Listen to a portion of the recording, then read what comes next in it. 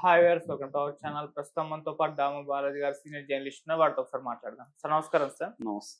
Sir, రోజా గారికి కూడా ఇబ్బందులు తప్పేలా లేవు సార్. ఆమె గతంలో ఆడుదాం ఆంధ్ర పేరుతో ఒక ఈవెంట్ నిర్వహించారు కదా, దాంట్లో అవకతవకలు జరిగాయి, భారీ కుంభకోణం జరిగిందని చెప్పేసి వీళ్ళు ఆరోపిస్తూ సిబి విచారణ కూడా ఆదేశించారు. మొన్నంతా కూడా అసెంబ్లీలో దీనిపైన పెద్ద చర్చ కూడా పెట్టేస్తారు సార్. మరి ఇప్పుడు ఏసీబీ రంగంలోకి దిగడం ఎటువంటి ఇబ్బందులకు రోజా గారికి తావిస్తుంది? మరి అరెస్ట్ అయ్యే అవకాశం ఏమన్నా ఉందంటారా సార్ ఈ కేసులో? మీరేం చెప్తారు సార్? యాక్చువల్‌గా ఎప్పటి నుంచో ఎన్నికల ముందు నుంచి కూడా రెడ్ బుక్ గురించి లోకేష్ చెప్తున్నాడు. నేను రెడ్ బుక్ పెట్టాను, రెడ్ డైరీ పెట్టాను. ఆ డైరీలో అందరి పేర్లు రాసుకుంటున్నాను. మా ప్రభుత్వం వచ్చినాక ఒక్కొక్కరి అంతు చూస్తాను అనేది ఆయన ప్రకటించారు. ఆయన ప్రకటించింది కూడా లీగల్‌గా చూస్తానని. ఎవరైతే తప్పులు చేశారో, ఎవరైతే అక్రమాలకి, అరాచకాలకి పాల్పడ్డారో వాళ్ళని నేను లీగల్‌గా విడిచిపెట్టను, వాళ్ళ అంతు చూస్తానన్నట్టుగానే ఆయన మాట్లాడాడు. దాన్ని బట్టి ఫస్ట్ ఈ ప్రభుత్వం రాగానే ఫస్ట్ అధికారుల మీద పడింది. కొంతమంది డిఎస్పీలని పదవులు ఇవ్వకుండా పెట్టేయడం, కొంతమంది ఐఏఎస్ ఐపీఎస్ వాళ్ళని కూడా వేధించడం, ఇవన్నీ కూడా చేసింది. ఎందుకంటే జగన్ ఇక్కడ ఏమైపోయిందంటే ఏ ప్రభుత్వాలు ఉన్నా రివెంజ్ అనేది ఒక కామన్ ఫెనామినాగా మారిపోయింది ప్రభుత్వాలకి. రెవెన్యూ తీర్చుకోవడం అనేది వన్ ఆఫ్ ద ప్రయారిటీస్లో లిస్ట్లో భాగమైపోయింది. నువ్వు ఉన్నప్పుడు రెవెన్యూ నా మీద తీర్చుకుంటే నేను వచ్చినాక నీ మీద రెవెన్యూ తీర్చుకోవడం అన్న ఇది అన్ని ప్రభుత్వాలు చేస్తున్నాయి. దీన్ని మోడీ ప్రభుత్వం చాలా సిస్టమేటిక్గా, అంతకుముందు కూడా కాంగ్రెస్ ప్రభుత్వం, ఇందిరాగాంధీలు కూడా ఇదే పని చేశారు. ప్రతిపక్షాల మీద రెవెన్యూ తీర్చుకోవడం, ప్రతిపక్షాలని అక్రమ కేసులు పెట్టి వాళ్ళని అరెస్ట్ చేయడం అనేది ఎప్పటి నుంచో వస్తుంది. అయితే దాన్ని మరింత ఆర్గనైజర్గా, సిస్టమేటిక్గా బీజేపీ తీసుకెళ్ళి బీజేపీ ప్రతిపక్షాలని పొలిటికల్గా చంపేసి తాము ఎదగాల అన్న ఒక వ్యూహంతో ముందుకెళ్తుంది. ప్రతిపక్షాలే కాదు, ఒక్కోసారి సొంత పక్షాలని కూడా, అంటే ఫర్ ఎగ్జాంపుల్ శివసేనని తొక్కేయగలిగింది, చీల్చేయగలిగింది. తర్వాత ఏఐడిఎంకేని తొక్కేసింది. ఇలాగా బీజేపీ ఏంటంటే అదొక భస్మాసుర హస్తంలాగా, అది ఫ్రెండా శత్రువా అనేది దానికి సంబంధం లేదు. తనకి ఉపయోగం ఉంటుంది అనుకుంటే ఎవడి మీద హస్తం పెడుతుంది, తొక్కేస్తుంది అన్న ఇది తెచ్చుకున్నారు. దీన్ని ఇప్పుడు రీజనల్ పార్టీలు కూడా ఇదే పనిలోకి వెళ్ళిపోయినాయి. రీజనల్ పార్టీలు కూడా ఏంటంటే ప్రతిపక్షాలని బతికించి పోరాటం చేద్దామని కాకుండా ప్రతిపక్షాలని చంపేసి పోరాటం చేయాలన్న పద్ధతులు అన్ని పొలిటికల్ పార్టీలు, ఏ పొలిటికల్ పార్టీకి కూడా తేడా లేదు. ఎసెన్స్లో కొంత ఎక్కువ తక్కువ చేయొచ్చు. ఇప్పుడు జగన్ విపరీతంగా కేసులు పెట్టి ఇవన్నీ చేశాడని విమర్శలు వచ్చాయి. అంతకిప్పుడు 10 రెట్లు తెలుగుదేశం కూటమి ప్రభుత్వం 10 రెట్లు జగన్ సంబంధించిన వాళ్ళని కేసులు పెట్టి చేస్తుంది. వీళ్ళల్లో కేసులు పెట్టడానికి వీళ్ళు అర్హులు కాదా?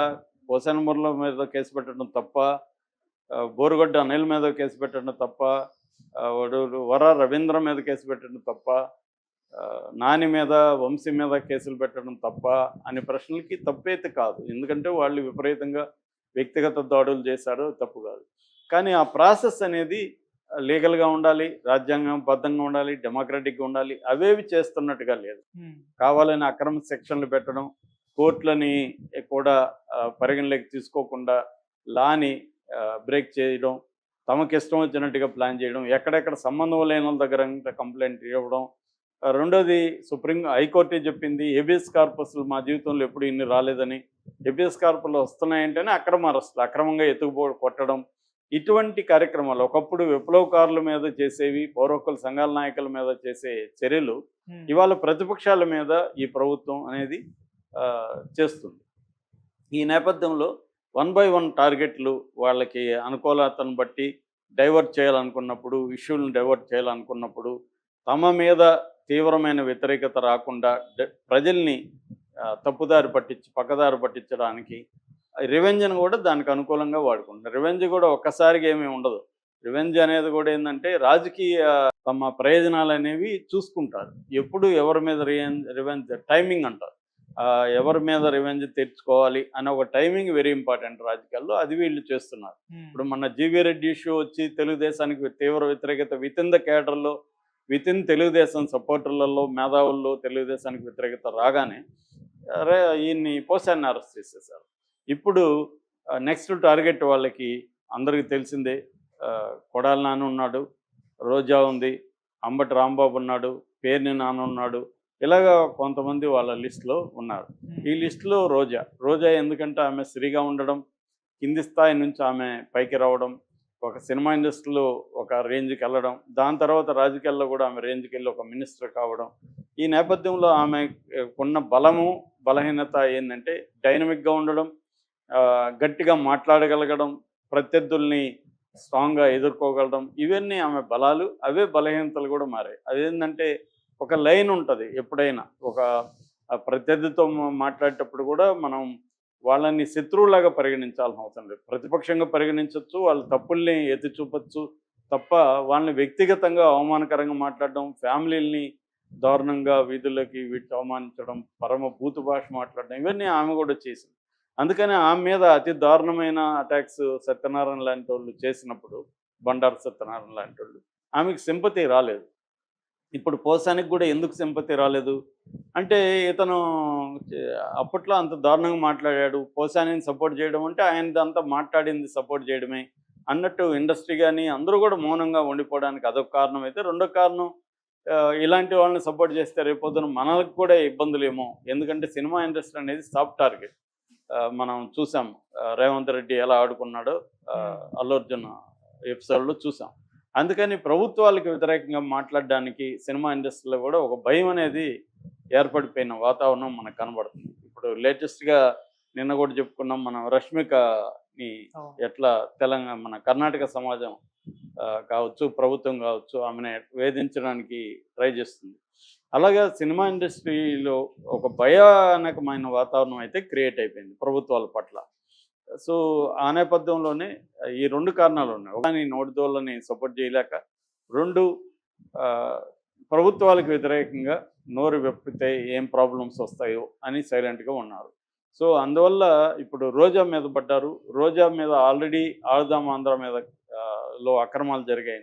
ఆడుదాం ఆంధ్ర అని ఒక ఆమె క్రీడల శాఖ మంత్రిగా ఉంది, పర్యాటక మరియు క్రీడలు ఉన్నప్పుడు లాస్ట్లో ఆడుదాం ఆంధ్ర అని ఒక ప్రోగ్రాం పెట్టారు. జిల్లాలో ఉండే కింది స్థాయి స్పోర్ట్స్ పీపుల్ని డెవలప్ చేయాలనే ప్రోగ్రాంతో పెట్టారు. దీనికి 119 కోట్లు ఖర్చు అయినాయని చెప్తున్నారు.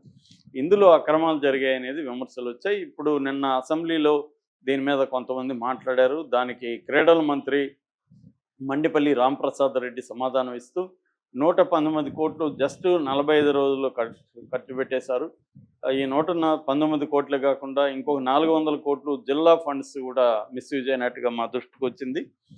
మేము దీని మీద చర్య తీసుకుంటామని సభ్యులకి సమాధానం ఇచ్చారు. గౌతు శిరీష, భూమా అఖిలప్రియ దీని మీద స్ట్రాంగ్గా మాట్లాడారు. ఇంకొక దగ్గర మాట్లాడినట్టుగా ఇంకొకటి కూడా వైరల్ అవుతుంది. అదంతా దీంట్లో ఏమి అవినీతి జరగలేదు, 119 కోట్లు సక్రమం ఖర్చు పెట్టారని ప్రభుత్వమే చెప్పినట్టుగా కూడా వార్తలు వచ్చాయి. ఏదేమైనా ఇప్పుడు ఏసీబీని ఈమె మీదకి ఉపయోగించడానికి ట్రై చేస్తున్నారు. సో మొత్తం 400 స్కామ్ అని కొంత ఫిగర్ పెద్దగా ఉండడానికి అనుకూలంగా పెట్టారని విమర్శలు వస్తున్నాయి. సో 400 కోట్ల స్కామ్ రోజా మీద ఉంది. ఈ స్కామ్లో అరెస్ట్ చేయబోతున్నారు అనేది ఒకటి. రెండోది, ఆల్రెడీ ఇవాళ కేసులు పెట్టడం పెద్ద విషయం కాదు. ఆమె ఇప్పుడు మాట్లాడిన పాత వీడియోల్లో నేను హర్ట్ అయ్యానని కడపలో ఒక అతను, లేకపోతే శ్రీకాకుళంలో ఒక అతను కేసులు పెట్టేయచ్చు. ఎలాగో చూసాం కదా, పోసానిది, వంశీది, వీళ్ళందరూ చూస్తున్నాం.